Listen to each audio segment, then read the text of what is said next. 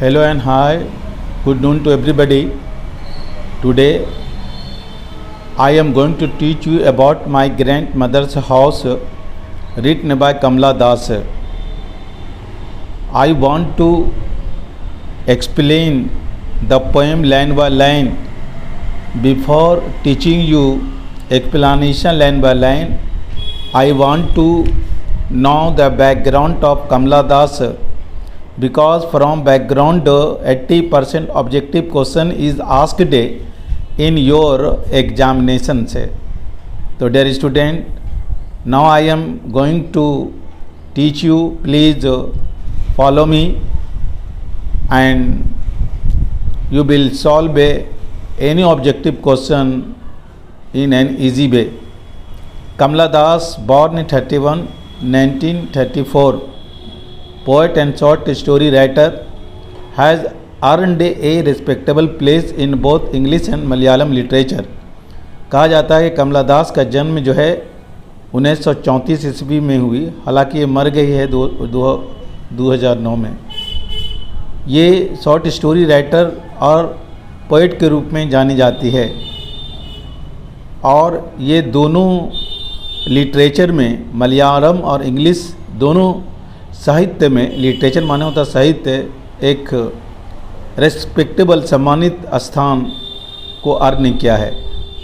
Her autobiography published in 1976 से created a quite a steer, कहता है कि उसकी आत्मकथा 1976 ईस्वी में पब्लिश हुई, जो काफ़ी स्टियर मीन्स हलचल क्रिएट किया, मचा दिया.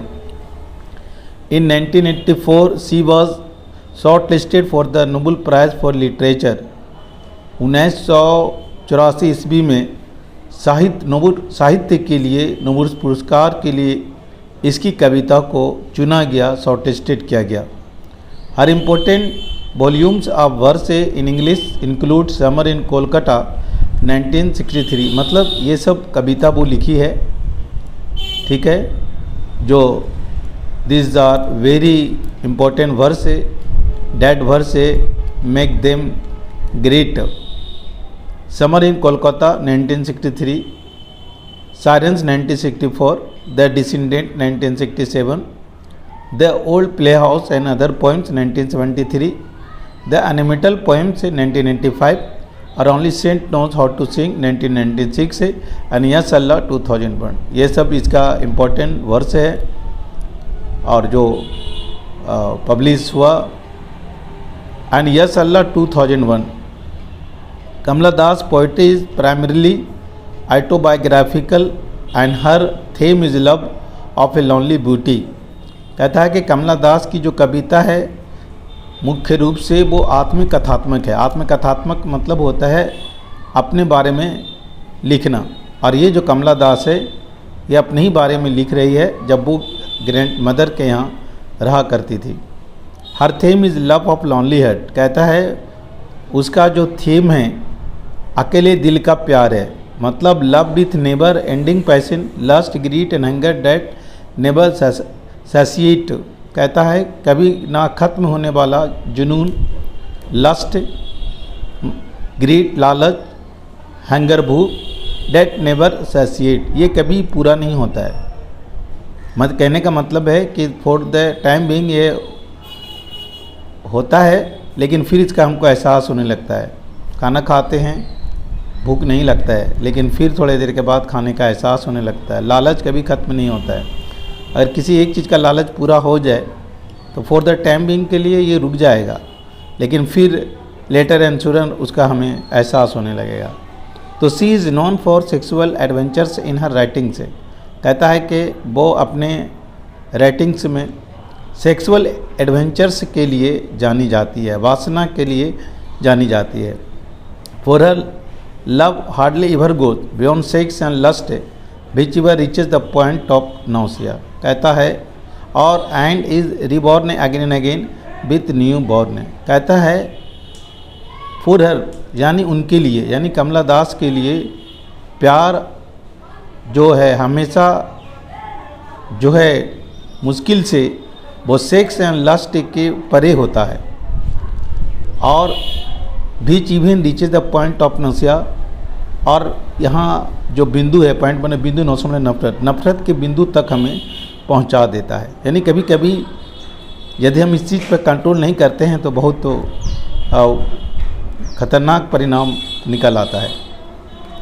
कमला Das reveals a commendable mastery of phrase and control over rhythm, कहता है कि कमला देश जो है वो पूरी तरीके से कमेंडेबल तरीके से जाहिर करती है और अपने राइदम पर काफ़ी कंट्रोल रखती है।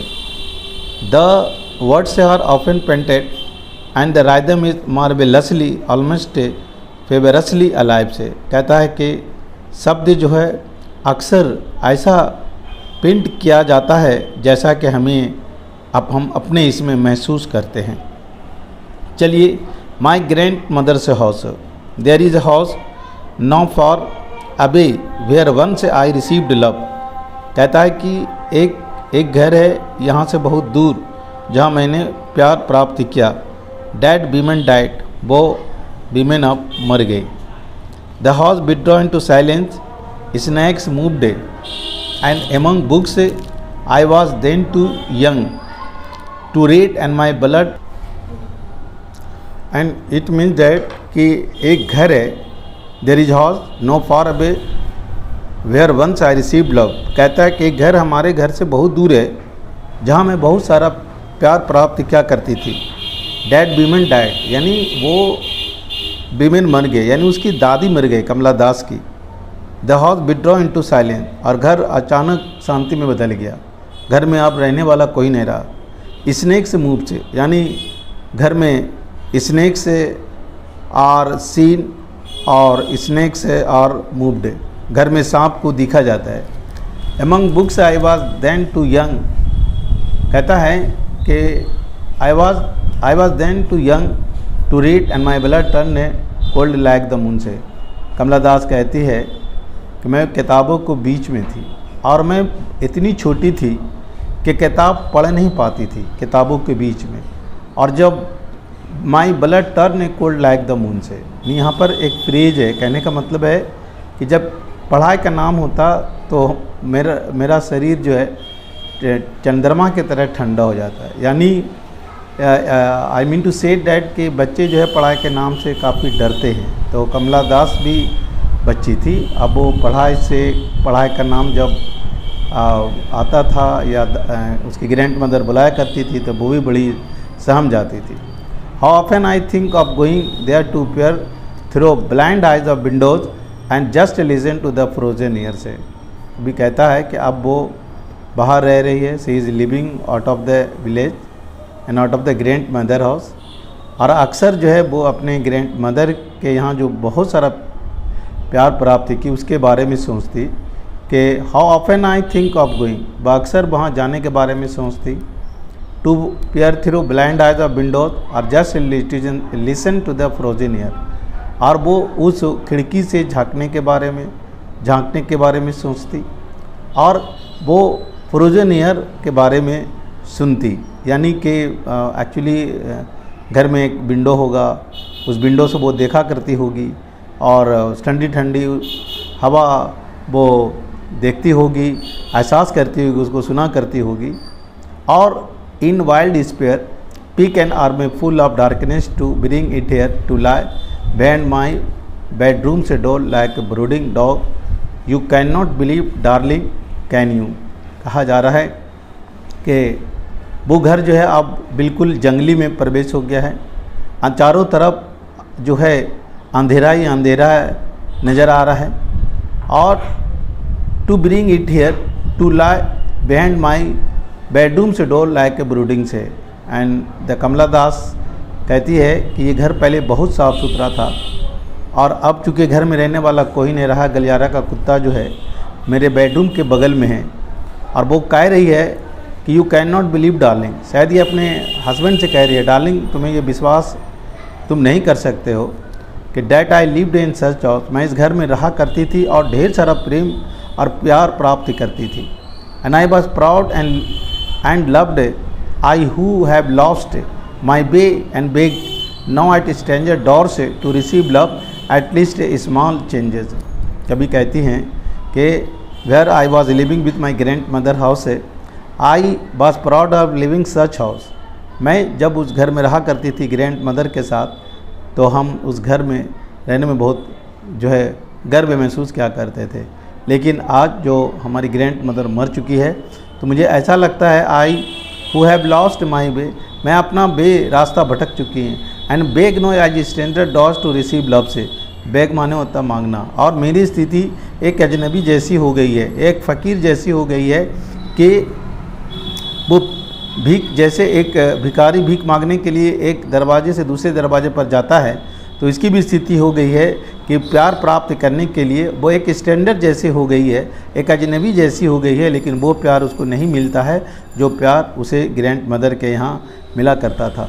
At least in small changes, वो सोचती है शायद एक थोड़ा से भी परिवर्तन हो जाए, कम से कम भी परिवर्तन हो जाए। तो overall dear student, and I have taught you, and इंशाल्लाह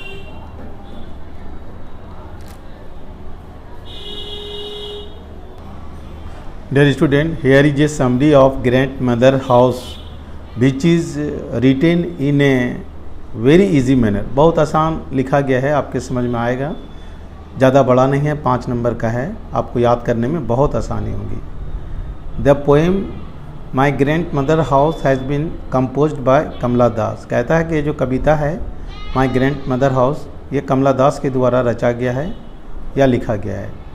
इन this poem Kamala Das talks about herself when she was living in grandmother house, कहता है कि इस कविता में कमला दास अपने ही बारे में कहती है जब वह अपने ग्रैंड मदर हाउस के यहाँ रह रही थी।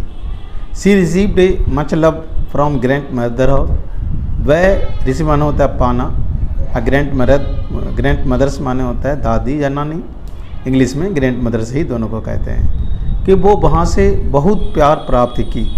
सडनली मन होता है अचानक, हर ग्रैंड मदर डाइड, अचानक उसकी ग्रैंड मदर यानी दादी मर गई। Now she is living out of her house, अब वो जाहिर सी बात है कि वो वहाँ पर रहेगी ना, उसके माँ बाप उसको उठा के ले आए, अब वो उस घर से बाहर रहने लगी। Where she does not get such love, where she does not get such love like a grandmother, जब वो बाहर रह रही थी तो उसे ग्रैंड मदर के यहाँ जो प्यार प्राप्त हुआ था वो उस तरह का प्यार प्राप्त नहीं करती है। She wishes to see that house again, कहता है वो ख्वाहिश की कि उस घर को दोबारा देखने का उसको इच्छा जाहिर की। When she came to see that house, जब वो उस घर को देखने आई, she was very upset and sad, वो बहुत उदास थी। To see the bad condition of that house, उस घर की खराब स्थिति को देख करके बहुत उदास थी। In fact it is an autobiographical poem, autobiographical poem मतलब कि आत्मिक कथात्मक जो है कविता है, यानी अपने ही बारे में वो सुना रही है। जो भी shows a great relation between Kamala Das and her grandmother, जो एक रिश्ता को दिखाता है एक कमला दास और उनकी ग्रैंड मदर के दरमियान। Dear student, here is a some important objective question है ऑफ दिस चैप्टर। पहला है who is the author of the poem, इसका ऑथर कौन है, पोएट कौन है, इसको कौन लिखा है ग्रैंड मदर हाउस को। तो आंसर है Kamala Das. Kamala Das is known as a poet and खाली जगह राइटर, खाली जगह दे देगा। कमला दास तो एक कवि के रूप में थी और शॉर्ट स्टोरी राइटर के रूप में जानी जाती है। तो short story Kamala Das has earned a respectable place in both English and dash literature. Kamala Das 2 literature में मुहूर्त हासिल था उसको, एक तो इंग्लिश में और दूसरा मलयालम लिटरेचर में। Kamala Das was shortlisted for the खाली जगह फॉर लिटरेचर, कमला दास को साहित्य के लिए चुना गया था। किसके लिए चुना गया था, वो नोबेल प्राइज़ के लिए भी उसको शॉर्ट लिस्टेड किया गया था। Who wrote the following line से, ये लाइन कौन लिखा है, ठीक है। तो there is a house no far away where once I received love that women died the house withdraw into silence, मतलब आपको पढ़ा चुका है कि एक घर है हमसे बहुत दूर है, जो वहाँ बहुत सारा प्यार प्राप्त की, लेकिन अचानक उसकी दादी मर गई, अब वो घर जो है शांति में बदल गया। देयर इज ना भूल गया हूँ, आंसर होगा कमला दास।